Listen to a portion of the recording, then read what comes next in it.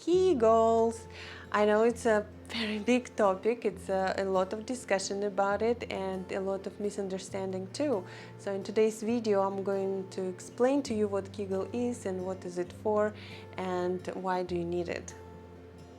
Hi, I'm Katerina from Mama Self-Care. I'm postnatal coach and a yoga instructor, and I specialize in pelvic health and holistic approach to healing. What is Kegel? Classic Kegel is a maximum contraction of your pelvic floor muscles that you hold for about 5 to 8 seconds. And it's usually prescribed for moms in postpartum, and it is such an individual topic. So for some people, classic Kegel is very, very good, and for some people it's actually not so good. There are different variations of Kegel, or I like to call it pelvic floor training or pelvic floor muscle training, because again, because it's a lot of different variations of Kegel, it brings a lot of misunderstanding with that too. Okay, so like I said to you, classic Kegel is the maximum contraction that you hold for about 5 to 8 seconds, okay? Then there is another contraction that you do. It can be maximum contraction that you can hold for 1 second. Another pelvic floor training is the contraction of the anterior outlet, which is the front of the bottom of your pelvis. And there is a contraction that you do in posterior outlet, which is the bottom, the back bottom of your pelvis. There is a contraction that you do, and you do it very, very slightly, and you focus more on relaxation. There is also contraction that you do, contract your pelvic floor muscles with engaging your core and abs. There is also contraction that you do without engaging your core. So you see, there is a lot of different variations of this contraction and pelvic floor training. So that is why I think there is a lot of misunderstanding. Why do you need Kegel or pelvic floor training?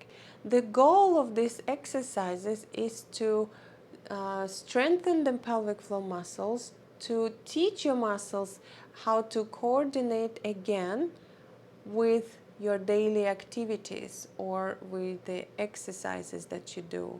What is it for?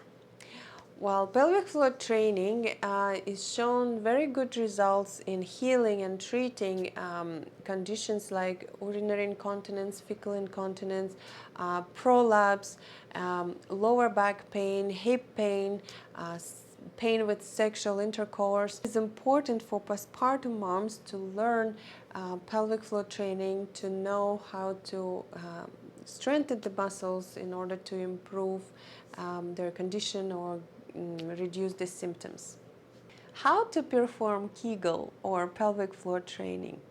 Well, again, because there are different variations of Kegel, different variations of pelvic floor training, there are different steps. But classical steps are you perform first while laying down, because it is sometimes difficult, especially for postpartum moms, it's difficult to engage or differentiate the muscles in the pelvis after giving birth. So when you're laying down and you're not engaging any other muscles in your body, it is somewhat easier to bring awareness and focus to the pelvic floor muscles and to feel, to sense how you're lifting them up and how you're relaxing them. So this would be step number one. Once you get the hang of it, you can progress into the movements as well. So you're still laying down, but you can bring the movements as raising your legs. And then second step would be is to learn how to perform this pelvic floor contraction or pelvic floor training while sitting down. And then step number three is when you teach your pelvic floor muscles to contract while you're standing, and then while you're moving, while you're moving body in different directions, while during your daily activities, while you're lifting up the car seat with your baby, which is very heavy. So you want to teach your pelvic floor to the point when happens automatically. So you don't need to think about, okay, when do I contract, when do I relax, it should happen automatically.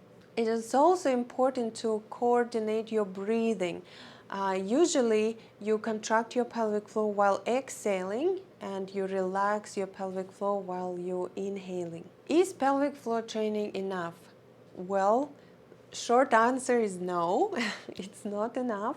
Like any muscles in your body, you cannot train the muscle in isolation because everything is connected in our body is the same for the pelvic floor. First, you do train your pelvic floor muscles and you become aware of your pelvic floor muscles. It is very good idea to start strengthening the muscles around your pelvis, your glutes, your abductors, the hip, outer hip muscles, your adductors, the inner muscles, your core, your back muscles. So it is very, very important to connect your pelvic floor training to your workout or your yoga or any really routine that you do, so that your body learns your pelvic floor contraction and does it automatically in any daily movements that you do.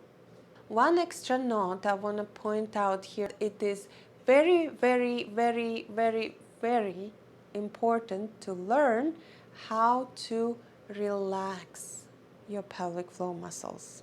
Now, it's probably more important for you to learn how to relax your pelvic floor muscles first.